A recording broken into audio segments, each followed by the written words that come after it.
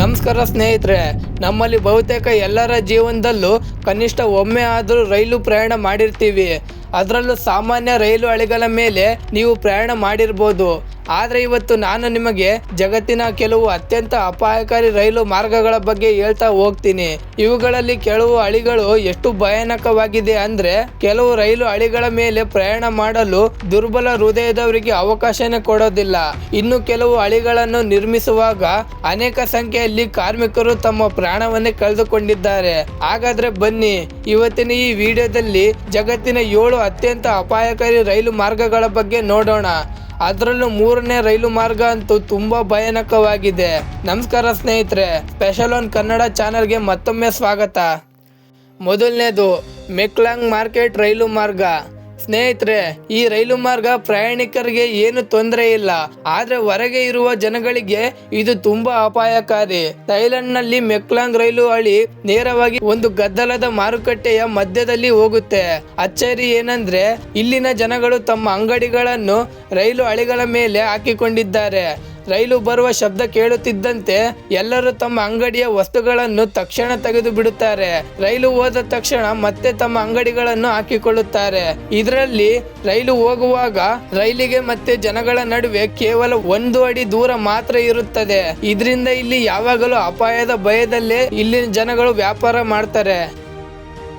ಇನ್ನು 2ನೇದು train to the cloud. ಅರ್ಜೆಂಟೀನಾದ ಈ ರೈಲು ಮಾರ್ಗ ಜಗತ್ತಿನ ಅತ್ಯಂತ ಅಪಾಯಕಾರಿ ರೈಲು ಮಾರ್ಗಗಳಲ್ಲಿ ಒಂದು.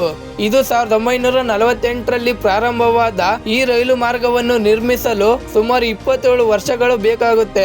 ಇದನ್ನು ಟ್ರೈನ್ ಟು ದ ಕ್ಲೌಡ್ ಎಂದು ಕರೀತಾರೆ. ಈ ಮಾರ್ಗ ಭೂಮಿಯಿಂದ ಸುಮಾರು 4225 ಮೀಟರ್ ಎತ್ತರದಲ್ಲಿದೆ.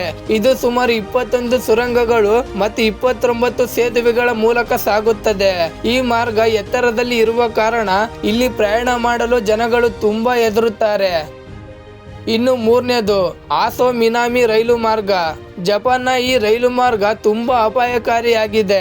ಈ ರೈಲು ಮಾರ್ಗದ ಕೆಲವು ಭಾಗಗಳು ತುಂಬಾ ಸಣ್ಣ ಲೋಹದ ಸೇತುವೆಗಳ ಮೇಲೆ ಸಾಗುತ್ತದೆ ಮತ್ತೆ ಇದರ 2 ಬದಿಯು ತೆರೆದಿರುತ್ತದೆ. ಇಲ್ಲಿ ರೈಲು ಚಾಲಕ ಸ್ವಲ್ಪ ತಪ್ಪು ಮಾಡಿದ್ರು ಸಾಕು, ರೈಲು ನೇರವಾಗಿ ಕೆಳಗೆ ಬೀಳುವ ಸಾಧ್ಯತೆ ಹೆಚ್ಚಾಗಿದೆ. ಇದಕ್ಕಿಂತ ದೊಡ್ಡ ಅಪಾಯ ಏನು ಅಂದ್ರೆ, ಈ ರೈಲು ಮಾರ್ಗವು ಜ್ವಾಲಾಮುಖಿಯ ಹತ್ತಿರದಿಂದ ಹೋಗುತ್ತದೆ. ಈ ಮಾರ್ಗದಲ್ಲಿ ಹೋಗುವಾಗ ಯಾವಾಗ ಬೇಕಾದ್ರೂ ಜ್ವಾಲಾಮುಖಿಯ ಸ್ಫೋಟದ ಭಯ ಆ ಮಾರ್ಗದಲ್ಲಿ ಹೋಗುವ ಪ್ರಯಾಣಿಕರಿಗೆ ಸದಾ ಇರುತ್ತದೆ. ಇನ್ನು 4ನೇದು ಪಂಬನ್ ಬ್ರಿಡ್ಜ್ ರೈಲು ಮಾರ್ಗ. ಇವಾಗ ನಮ್ಮ ಭಾರತದ ಅತ್ಯಂತ ಅಪಾಯಕಾರಿ ರೈಲು ಮಾರ್ಗದ ಬಗ್ಗೆ ನೋಡೋಣ. ತಮಿಳುನಾಡಿನ ರಾಮೇಶ್ವರದಿಂದ ಪಂಬನ್ ದ್ವೀಪದೊಂದಿಗೆ ಸಂಪರ್ಕಿಸುವ ಈ ಸೇತುವೆ ಸುಮಾರು 2 ಕಿಲೋಮೀಟರ್ ಉದ್ದವಿದೆ. ಇದು 1911ರಲ್ಲಿ ಪ್ರಾರಂಭವಾಗಿ 1914ರಲ್ಲಿ ಪೂರ್ಣಗೊಳ್ಳುತ್ತೆ. ಈ ರೈಲಿನಲ್ಲಿ ಪ್ರಯಾಣ ಮಾಡುವಾಗ ಸುತ್ತಲೂ ಸಮುದ್ರ ಮಾತ್ರ ಕಾಣುತ್ತೆ. ದೊಡ್ಡ ದೊಡ್ಡ ಅಲೆಗಳು ಮತ್ತೆ ಗಾಳಿಯ ನಡುವೆ ಪ್ರಯಾಣ ಮಾಡುವುದು ತುಂಬಾ ಭಯಾನಕ ಅನುಭವ ಕೊಡುತ್ತೆ. ಅದರಲ್ಲೂ ರೈಲಿನ ಚಾಲಕ ಸ್ವಲ್ಪ ಮೈ ಮರೆತರೂ ಸಾಕು, ರೈಲು ಸೀದಾ ಸಮುದ್ರದ ಒಳಗೆ ಹೋಗುತ್ತೆ. ಇನ್ನು 5ನೇದು ಡೆತ್ ರೈಲು ಮಾರ್ಗ. ಈ ರೈಲು ಮಾರ್ಗ ಬ್ಯಾಂಕಾಕ್ ಇಂದ ಮ್ಯಾನ್ಮಾರ್ನ ರಂಗೋನ್ ಜೊತೆ ಸಂಪರ್ಕಿಸುತ್ತದೆ. ಇದು ಸುಮಾರು 415 ಕಿಲೋಮೀಟರ್ ಉದ್ದವಿರುವ ಈ ರೈಲು ಮಾರ್ಗವನ್ನ ನಿರ್ಮಿಸುವಾಗ ಸುಮಾರು 90,000ಕ್ಕೂ ಹೆಚ್ಚು ಜನರು ತಮ್ಮ ಪ್ರಾಣವನ್ನೇ ಕಳೆದುಕೊಂಡಿದ್ದಾರೆ. ಇದರಿಂದಲೇ ಈ ರೈಲು ಮಾರ್ಗವನ್ನ ಡೆತ್ ರೈಲ್ವೆ ಎಂದು ಕರೆಯಲಾಗುತ್ತೆ. ಇನ್ನು 6ನೇದು ಜಕಾರ್ತಾ ಬಂಡುಂಗ್ ರೈಲು ಮಾರ್ಗ. ಇಂಡೋನೇಷಿಯಾದ ಈ ಹೈ ಸ್ಪೀಡ್ ರೈಲು ಮಾರ್ಗ ಜಕಾರ್ತಾ ಮತ್ತು ಬಂಡುಂಗ್ ನಡುವೆ ಚಲಿಸುತ್ತದೆ. ಈ ಪ್ರಯಾಣ ಕೇವಲ 3 ಗಂಟೆಗಳಾದ್ರೂ ಇದು ರೋಲರ್ ಕೋಸ್ಟರ್ ಅನುಭವ ಕೊಡುತ್ತದೆ. ಇದು ದಟ್ಟವಾದ ಕಾಡುಗಳ ಮೇಲೆ ನಿರ್ಮಿಸಿದ ಈ ರೈಲು ಮಾರ್ಗ ಸೇತುವೆಗಳ ಮೂಲಕ ಸಾಗುತ್ತದೆ. ಅಲ್ಲಿನ ವಾತಾವರಣವನ್ನು ನೋಡುವ ಪ್ರಯಾಣಿಕರಿಗೆ ಕೆಲವು ಗಂಟೆಗಳ ಕಾಲ ಭಯಾನಕ ವಾತಾವರಣ ಸೃಷ್ಟಿಯಾಗುತ್ತೆ. ಇನ್ನು ಕೊನೆಯದಾಗಿ ಡೆವಿಲ್ಸ್ ನಾಯ್ಸ್ ರೈಲು ಮಾರ್ಗ. ಈ ರೈಲು ಮಾರ್ಗ ಪರ್ವತಗಳ ಮಧ್ಯದಲ್ಲಿ ನಿರ್ಮಿಸಿದ್ದಾರೆ. ಒಂದು ಕಡೆ ಎತ್ತರದ ಬೆಟ್ಟ, ಮತ್ತೊಂದು ಕಡೆ ಆಳವಾದ ಕಂದಕ. ಇದನ್ನು ನೋಡುವ ಯಾವುದೇ ವ್ಯಕ್ತಿಯಾಗಲಿ ಭಯಪಡದೆ ಇರಲು ಸಾಧ್ಯವೇ ಇಲ್ಲ. ಈ ರೈಲು ಮಾರ್ಗವನ್ನು ನಿರ್ಮಿಸುವಾಗ ಅನೇಕ ಕಾರ್ಮಿಕರು ತಮ್ಮ ಪ್ರಾಣವನ್ನೇ ಕಳೆದುಕೊಂಡಿದ್ದಾರೆ. ಮತ್ತೆ ರೈಲಿನ ಚಾಲಕ ಸ್ವಲ್ಪ ಹೆಚ್ಚು ಕಡಿಮೆ ಮಾಡಿದ್ರು ಸಾಕು, ಒಂದು ದೊಡ್ಡ ಅಪಾಯವೇ ನಡೆಯಬಹುದು.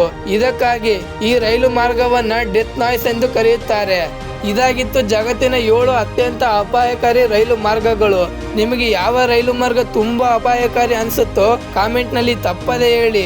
ಮತ್ತೆ ಇಂಥ ಮತ್ತಷ್ಟು ಇನ್ಫಾರ್ಮೇಟಿವ್ ವಿಡಿಯೋಗಳಿಗಾಗಿ ಒಂದು ಲೈಕ್ ಕೊಟ್ಟು ನನ್ನ ಚಾನಲ್ನ ಸಬ್ಸ್ಕ್ರೈಬ್ ಮಾಡ್ಕೊಳ್ಳಿ.